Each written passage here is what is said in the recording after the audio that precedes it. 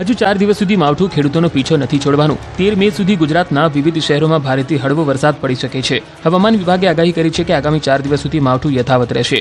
13 મે સુધી કમોસમી આફત વરસતી રહેશે. મોટાભાગના શહેરો અને ગામડાઓમાં આકાશી ઘાત ત્રાટકશે. જોકે 13 મે થી માવઠાનું જોર ઘટશે. અડધા ગુજરાતમાં જ માવઠું વરસી શકે. જોકે આગામી 24 કલાક વરસાદનું જોર યથાવત રહેશે. સૌરાષ્ટ્ર અને દક્ષિણ ગુજરાતના જિલ્લામાં ઓરેન્જ એલર્ટ આપવામાં આવ્યું. 50 થી 60 કિલોમીટર પ્રતિ કલાકની ઝડપે પવન ફૂંકાશે. ઉત્તર પૂર્વ રાજસ્થાન પર અપર એર સાયક્લોનિક સર્ક્યુલેશન સક્રિય હોવાથી માવઠું વરસી શકે. સાબરકાંઠા, અરવલ્લી, મહીસાગર, દાહોદ, પંચમહાલ, વડોદરા, છોટાઉદેપુર, ભરૂચ, નર્મદા, સુરત, તાપી, વલસાડ, ડાંગ, દમણ, દાદરાનગર હવેલીમાં ગાજવીજ સાથે વરસાદની શક્યતા છે. રાજકોટ, જૂનાગઢ, ગીર સોમનાથ, દીવ, અમરેલી, ભાવનગરમાં વરસાદની સંભાવના છે. डे 2 डे 3 में रेन थंडरस्टॉर्म का भी वार्निंग दिया गया है विथ लाइटनिंग. विंड स्पीड थोड़ा कम होगी, 40 to 50 किलोमीटर प्रति घंटा हो जाएगी. और जो रेनफॉल रहेगी लाइट टू मॉडरेट रेन रहेगी.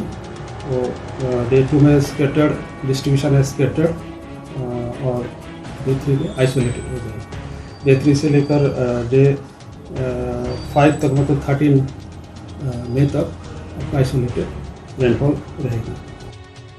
માવઠાથી ધોરાજીમાં તલના પાકનો સોથ વળી ગયો. માવઠાને કારણે ધોરાજીના ખેડૂતોને રડવાનો વારો આવ્યો છે. ધોરાજીના ખેડૂતોના મોઢે સુધી આવેલો કોળિયો છીનવાઈ ગયો છે. ઉનાળુ પાક સારો થશે તેવી આશા સાથે ખેડૂતોએ મગફળી, સોયાબીન, એરંડા, તલ અને મગ જેવા પાકનું વાવેતર કર્યું હતું. જોકે ઉપરાછાપરી થયેલા કમોસમી વરસાદને કારણે ઉનાળુ પાક ઉપર પાણી ફરી વળ્યું છે. સતત પડી રહેલા માવઠાને કારણે ખેડૂતોને ભારે નુકસાન થયું છે. ધોરાજી પંથકમાં આ વર્ષે પુષ્કળ પ્રમાણમાં તલનું વાવેતર થયું હતું અને ખેડૂતોએ 1 વીઘા દીઠ 5000 થી 6000 રૂપિયાનો ખર્ચ કર્યો હતો. પરંતુ માવઠાને કારણે 3 મહિનાની મહેનત પર પાણી ફરી વળ્યું છે. આ પરિસ્થિતિને ધ્યાનમાં રાખીને સરકારને તાત્કાલિક સ્થળે સર્વે હાથ ધરવા અને યોગ્ય પંચનામા કરીને ખરેખર અસરગ્રસ્ત ખેડૂતોને સમયસર યોગ્ય સહાય પૂરી પાડવા વિનંતી કરી છે. ખેડૂતોના હિતમાં તાત્કાલિક સહાય કરવા ખેડૂતોની માંગ છે. મહેસાણાના બ્રાહ્મણવાડાની ડુંગળીના સારા ભાવ મળતા ખેડૂતો ખુશખુશાલ. મહેસાણાના બ્રાહ્મણવાડા ગામમાં થતી ડુંગળી દેશ વિદેશમાં પ્રખ્યાત છે. આ ડુંગળીનું આ વિસ્તારમાં આ વખતે મબલખ ઉત્પાદન થયું છે. ડુંગળી આજુબાજુના બધા જ વિસ્તારોમાં ખૂબ જ પ્રખ્યાત છે.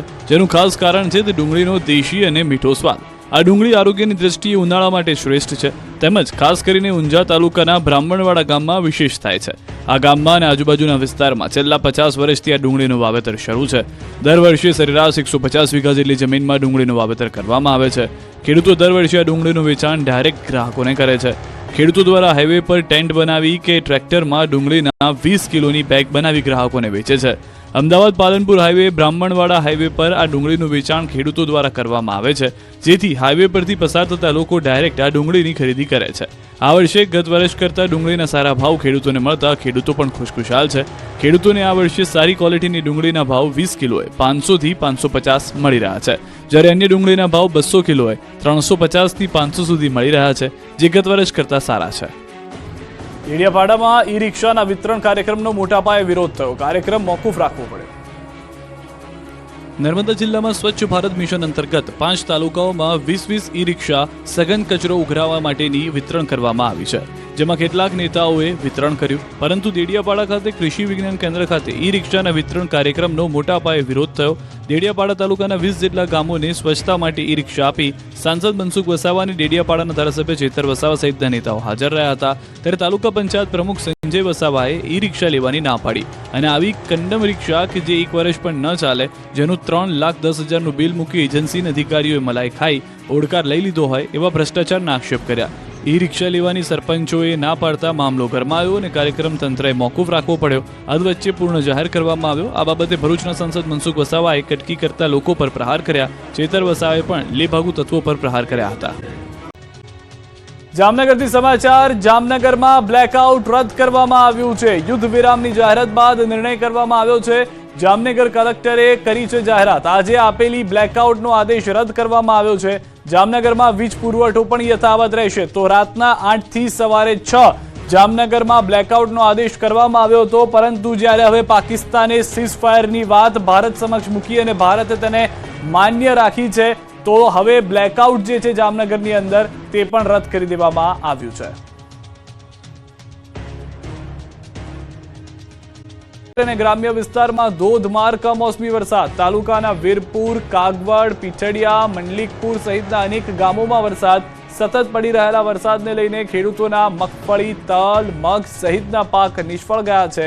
ધરતીપુત્રો ચિંતામાં જોવા મળી રહ્યા છે. આ તરફ ગીર સોમનાથના કેટલાક વિસ્તારોમાં ભર ઉનાળે અણધારી આફત જુઓ આપ. સતત 5મા દિવસે અણધારી આફતે નદીઓમાં પૂર લાવી દીધું છે. ગામડાઓના વોકળા વહેતા થઈ ગયા છે. વેરાવળના આંબળાશ ગામના વોકળા વહેતા થયા છે, તો માથાસુળિયા ગામે કપિલા નદીમાં પૂર આવી ગયું છે. સતત વરસાદી માહોલથી ખેડૂતો ચિંતિત છે. બીજી તરફના દ્રશ્યો આપ ગીર સોમનાથના એટલે કે સૌરાષ્ટ્રના આપ જુઓ તો સતત જે વરસાદ વરસી રહ્યો છે તેના કારણે નદીઓમાં પૂર જોવા મળી રહ્યા છે. ન ફક્ત સૌરાષ્ટ્ર પરંતુ કચ્છમાં પણ કમોસમી વરસાદ આગાહીની વચ્ચે કચ્છમાં વાતાવરણમાં પલટો આવી ગયો છે. સામખિયાળી અને લાકડીયા ગામે કમોસમી વરસાદ, તોફાની પવન સાથે કમોસમી વરસાદ વરસ્યો છે. ભારે વરસાદને કારણે રોડ પર પાણી પણ ભરાઈ ગયા હોવાની જાણકારી મળી રહી છે.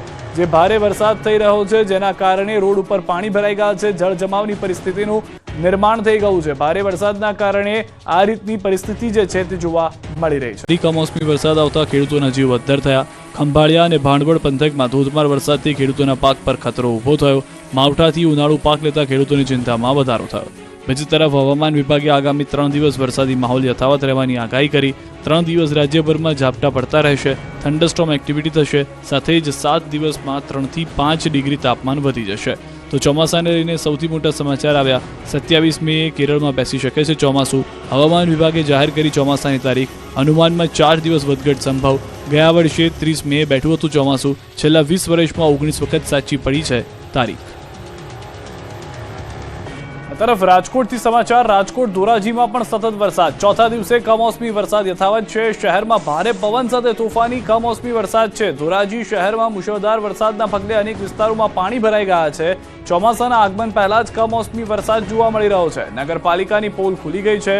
શાક માર્કેટ રોડ, સાજી હોલ, ગેલેક્સી ચોક, ચકલા ચોક સહિતના વિસ્તારોમાં પાણી જ પાણી જોવા મળી રહ્યું છે.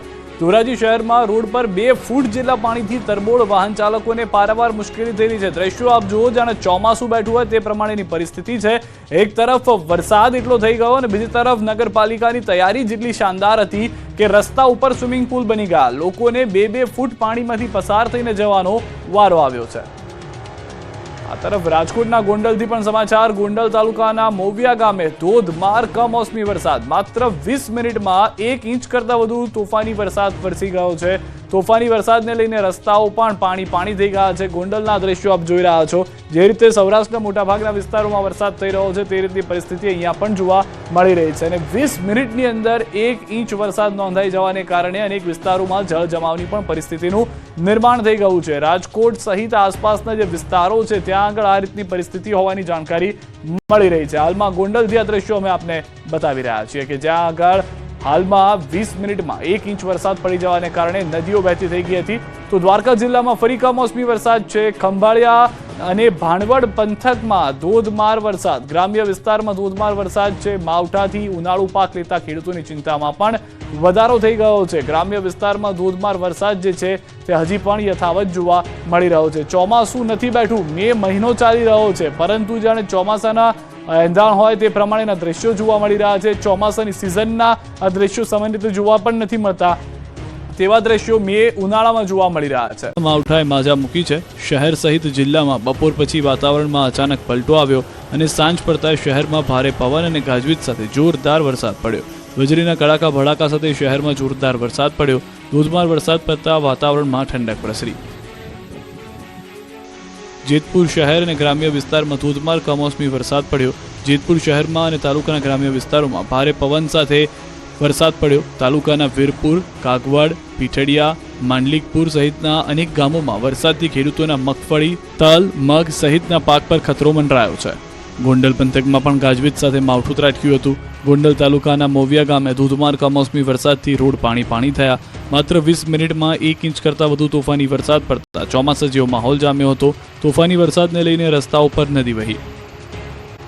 વાર ત્રાટકી. અમરેલીના ધારી ગીર પંથકમાં સતત 5મા દિવસે કમોસમી વરસાદ ખાબક્યો.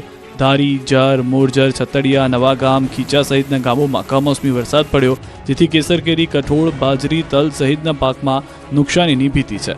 અમરેલીના વડિયા સહિત આસપાસના ગ્રામ્ય વિસ્તારોમાં પણ માવઠું આવ્યું. કાળા ડિબાંગ વાદળો અને પવન સાથે જોરદાર વરસાદ પડ્યો.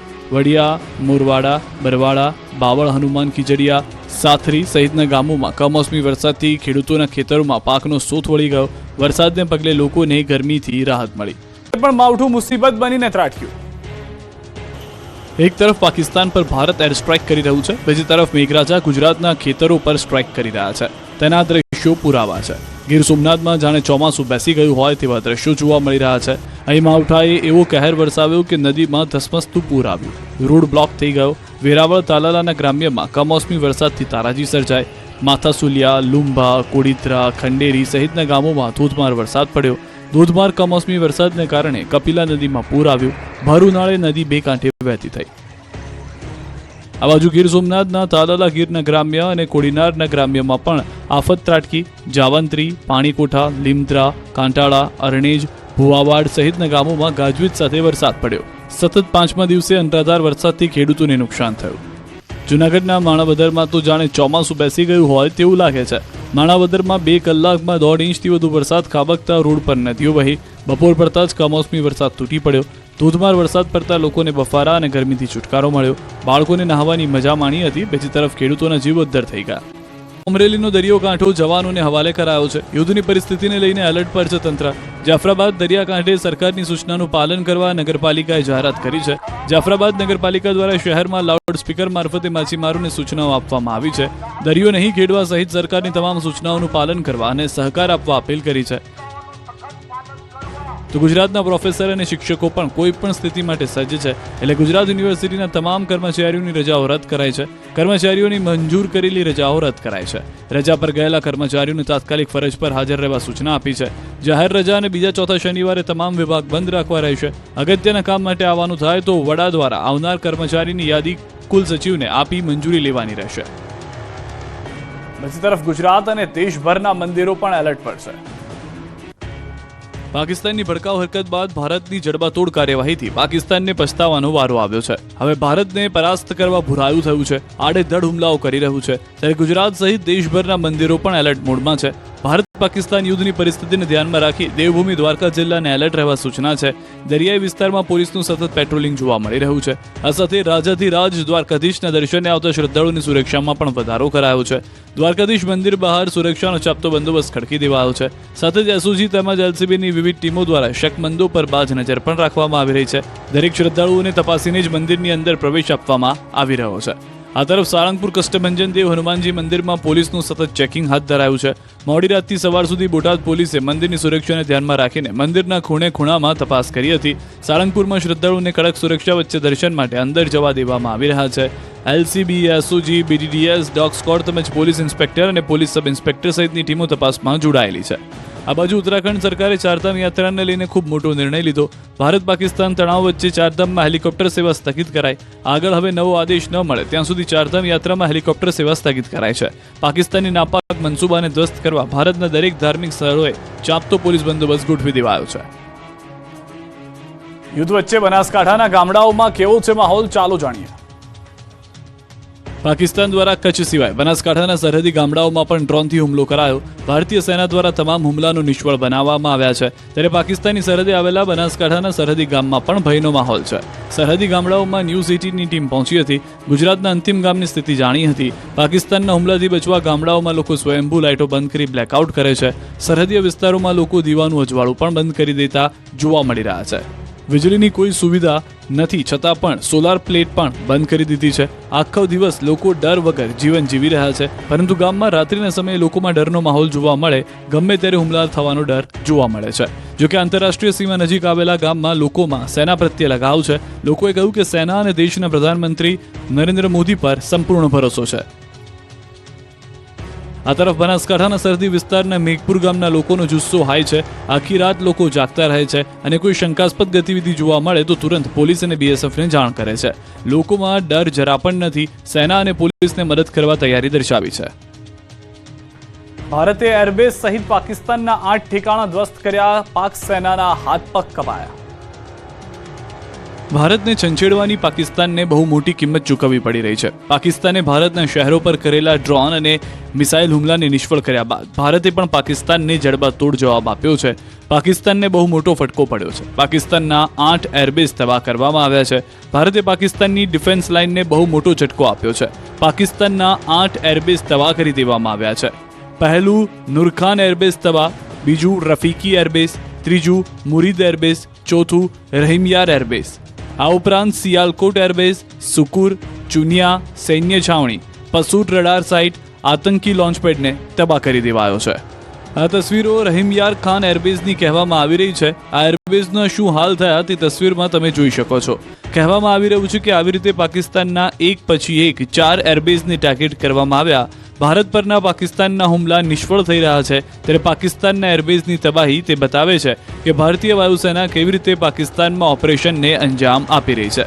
બીજી તરફ 9 મેની રાત્રે ફરી પાકિસ્તાને કાયરતાપૂર્ણ હરકત કરી ભારતના કેટલાય શહેરોમાં ડ્રોન અને મિસાઇલથી હુમલો કર્યો. કચ્છ સરહદથી લઈ જમ્મુ કાશ્મીરમાં LOC નજીકના શહેરો પર પાકિસ્તાને ડ્રોન હુમલા કર્યા.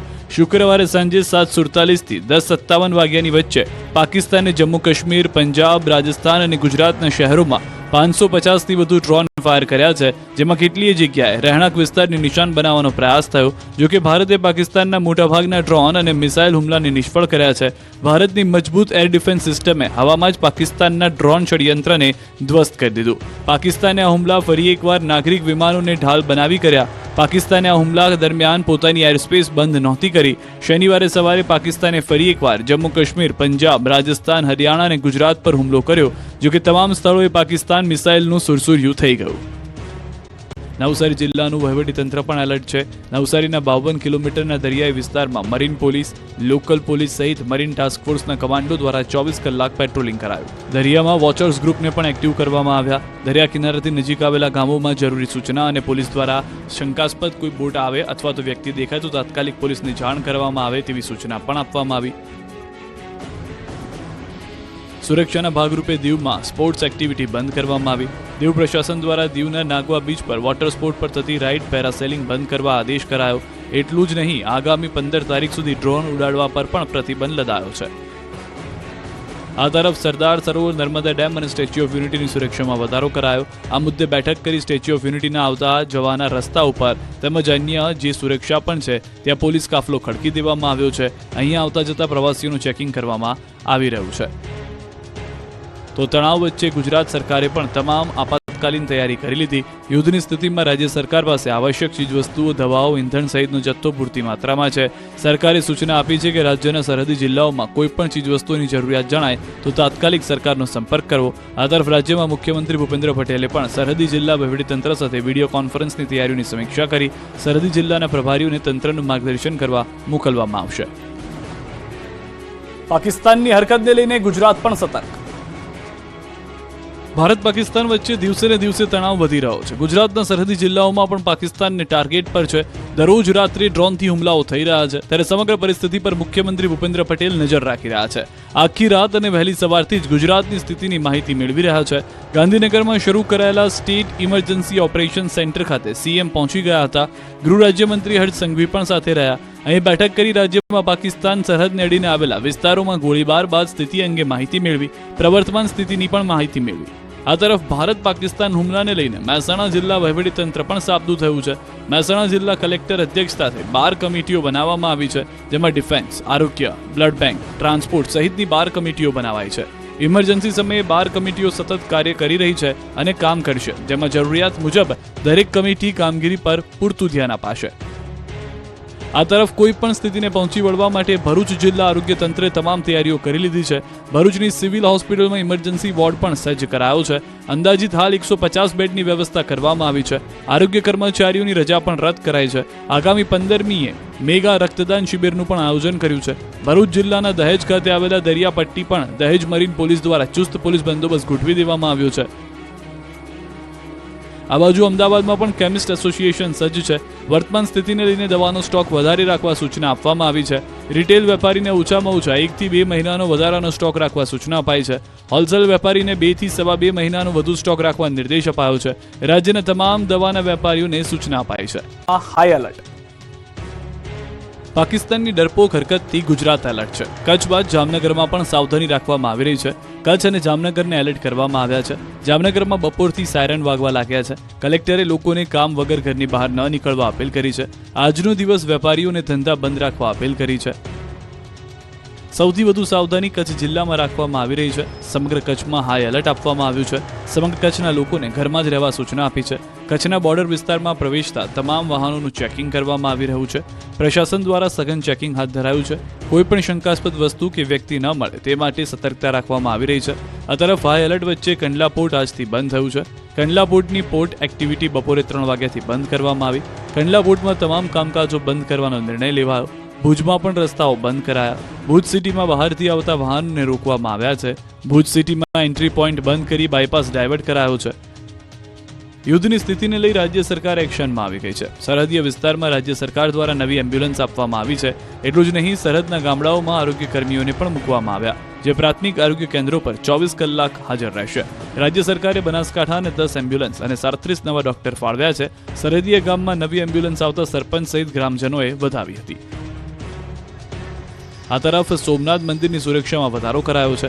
કલેક્ટરે સંબંધિત અધિકારીઓ સાથે વિગતવાર ચર્ચા કરી હતી. આ મુલાકાત દરમિયાન સુરક્ષાના વિવિધ પાસાઓ અને લેવાયેલા પગલાં અંગે જાણકારી મેળવી હતી. મંદિરની સુરક્ષાની સાથે સાથે સમગ્ર દરિયાઈ પટ્ટીની સુરક્ષામાં પણ વધારો કરી દેવામાં આવ્યો છે. શ્રદ્ધાળુઓને પોલીસ દ્વારા ચકાસીને દર્શન માટે જવા દેવામાં આવ્યા છે. આ બાદ ગાંધીધામ ચેમ્બર ઓફ કોમર્સે સ્વેચ્છાએ વેપાર ધંધા બંધ કરવાનો નિર્ણય કર્યો. રાત્રે 8 વાગે સ્વેચ્છાએ બ્લેકઆઉટમાં સહકાર આપવાનો નિર્ણય લીધો. તંત્રને ટ્રાન્સપોર્ટ માટે ટ્રક કે ગાડીઓની જરૂર પડે તો પણ આપવા ચેમ્બર ઓફ કોમર્સે તૈયારી દર્શાવી છે. જરૂર પડે આર્મીના જવાનો સુધી ફૂડ પેકેટ પહોંચાડવા માટે પણ ચેમ્બર ઓફ કોમર્સ તૈયાર છે.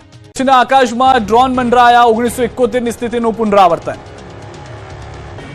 કચ્છમાં 1971ની સ્થિતિનું પુનરાવર્તન થઈ રહ્યું છે. કચ્છના વિવિધ શહેરમાં પાકિસ્તાનની નાપાક હરકત જોવા મળી રહી છે. વહેલી સવારે કચ્છીઓએ ખાટલામાં આંખ ખુલતા જ ડ્રોન ઉડતા જોયા.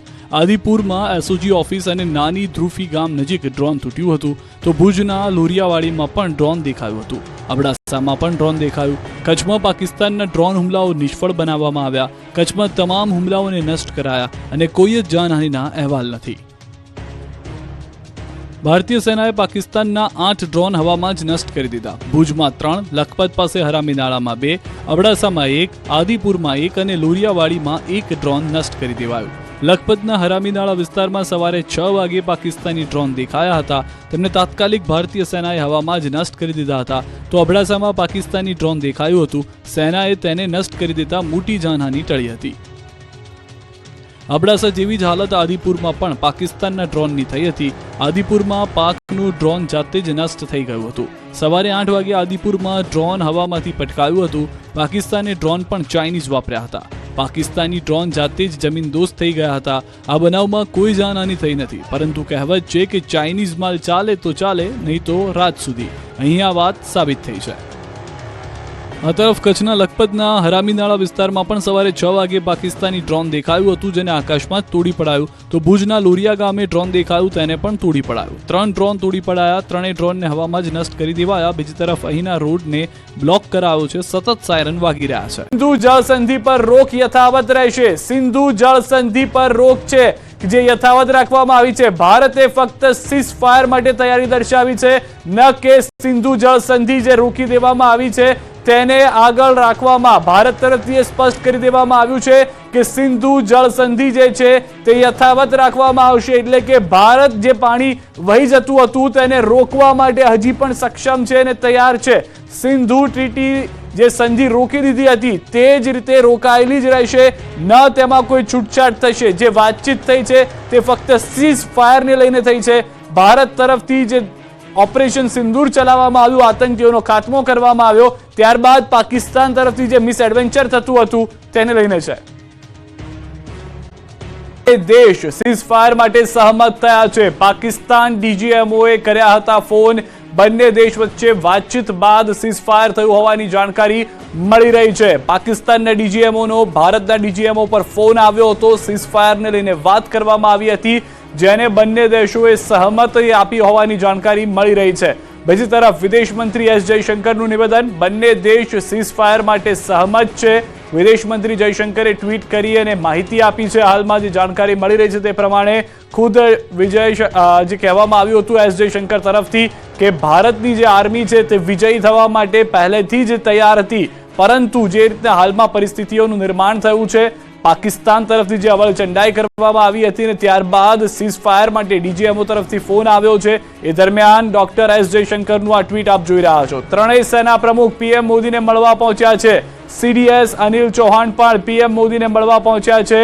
એનએસએ અજીત ડોભાલ પીએમ આવાસ પર હાજર હોવાના દ્રશ્યો પણ અમે આપને બતાવી રહ્યા છીએ કે આ જે મુલાકાત જે છે તે થઈ રહી છે. અને સૌથી વધારે મહત્વની વાત, જે ફ્રી હેન્ડ આપવામાં આવ્યો હતો, આ ફ્રી હેન્ડ કેટલો મહત્વનો રહ્યો. કોઈ પણ એક નેતાનો આર્મી ઉપર એટલો ભરોસો અને આર્મીએ જે પરાક્રમ કર્યા, જેના કારણે આજે જે ઓપરેશન પાકિસ્તાને લોન્ચ કર્યું હતું તે 10 મિનિટમાં પાકિસ્તાને પડીકું વાળી દેવું પડ્યું છે. કારણ કે ભારતે જ્યારે વળતી કાર્યવાહી કરી તો 4 જેટલા એરબેઝ જે હતા પાકિસ્તાનના તે નુકસાન થઈ ગયું હતું. ફરી એક વખત બીએસએફની જે કાર્યવાહી હતી તેમાં આતંકી અડ્ડાને નિશાન બનાવવામાં આવ્યું, ત્યાં મિસાઇલ પાડવામાં આવી, જેમ પણ નુકસાન કરી ગયું પાકિસ્તાનને. અને સૌથી વધારે મહત્વની વાત કે જે પાકિસ્તાન વારંવાર ડ્રોન ઉડાડી રહ્યું હતું તેને તકલીફ થઈ ગઈ છે. વધુ